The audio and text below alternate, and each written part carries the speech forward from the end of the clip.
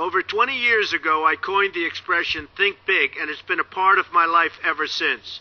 It's also come true. I became an even bigger success after I said it than I was before. And that's one reason I think it's an important way to think. It obviously works, and that's what I'm going to talk about today. What I said exactly in my first book, The Art of the Deal, is as follows. I like thinking big. I always have. To me, it's very simple. If you're going to be thinking anyway, you might as well think big. That book was a bestseller, and it's considered a business classic at this point. But I never thought those words would become bestsellers in their own right. It's an interesting point that I'm famous for two very short statements. Think big and you're fired. But let's stick to the first one for today. And I'd suggest strongly that you pay attention so that you won't have to hear the second one. Thinking big starts with the details and grows from there. Because I'm a builder, I'm very aware of the importance of having a good foundation. You can't take chances in construction. You can't be haphazard and say, well, maybe this will work, maybe it won't, so let's try it and find out. Because a lot of people will be at risk. I have to know if something will work or not. Every inch has to be accounted for. In other words, thinking big starts with being thorough. So number one, be thorough. Don't count on happenstance to get you anywhere, because it won't. Number two, get a momentum going and keep your momentum going. You have to have big ideas, but you've got to have the energy to get them done, which can sometimes take a long time. If you don't have momentum, you will not have what it takes to get the job done. Patience alone isn't enough. I have a lawyer friend who used to refer to me as the reverse tornado who builds everything in his path. I always like that because it implies a lot of energy and a lot of momentum. And that's exactly what it takes to get anything done. So keep your momentum going. Number three, stay focused. You have to stay focused. The minute you lose focus, you will also be losing your momentum. They go together, and you will accomplish a lot more, even amazing things, if you make sure you keep these two things working together for you. I've seen very talented people literally go down the drain because they couldn't seem to keep their focus long enough to get anything done.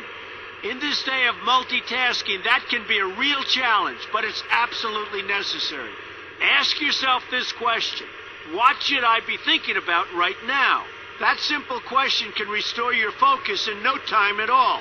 And your answer right now should be listening to Donald Trump. Number four, look at the solution, not the problem. This is very important if you ever want to learn to think big. And here's why. No matter what you do, you're bound to run into problems. It's just part of life, a part of business, a part of anything worth doing. If you let the problems get in your way, they'll become bigger than your idea was to begin with, and you will be a wipeout.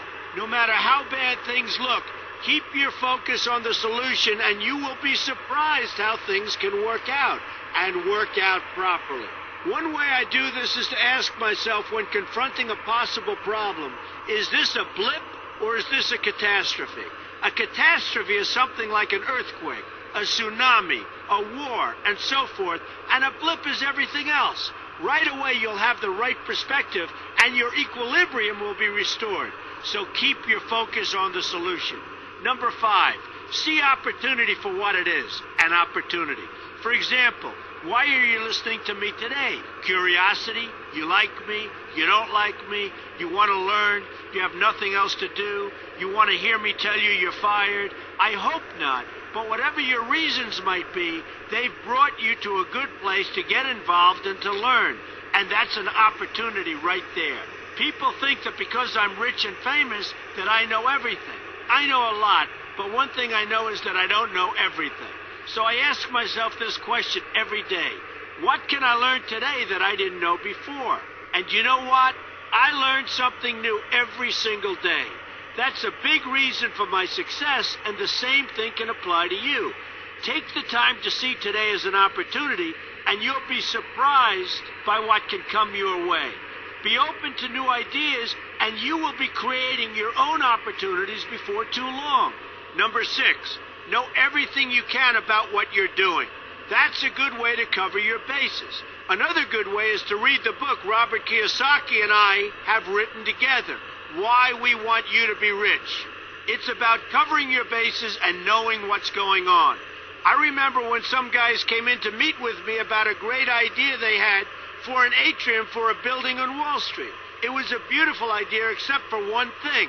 None of them had thought about how the building would be supported around this fabulous atrium. They didn't take into account the steel columns that were necessary to support a 72-story building. A very big and embarrassing oversight that could have been avoided if they'd taken the time to think about what they were doing. Don't let that happen to you. Know what you're doing first. Number 7, be lucky. Remember the old saying, the harder I work, the luckier I get. Well, it happens to be true. It works for me, and I've encountered some pretty big successes. But this goes along with something that's absolutely necessary for great success. Be passionate. You have to love what you're doing if you want to be successful at it. My father told me that it's absolutely true.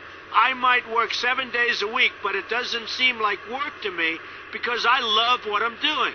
If you don't like what you're doing, find something else to do, or do it part-time until you can find something full-time. You will never be successful, happy, or healthy unless you're doing what you love to do. That's just the way it is. So give it some thought. In fact, give it a lot of thought. For example, if you're feeling frustrated, there are 2 ways to look at the situation. Frustration can mean that maybe you're expecting too much, or it can be an indication that you know you should be, or could be, doing more. Use frustration as a motivator. Use it to get where you want to go instead of staying where you don't want to be. But above all, be passionate. That's the fast track to success, no matter what your interests are. Number 8, see yourself as victorious. That can zap negativity immediately and put a positive spin on problems. I've gotten to the point where I see problems as challenges that I'll enjoy meeting and dealing with.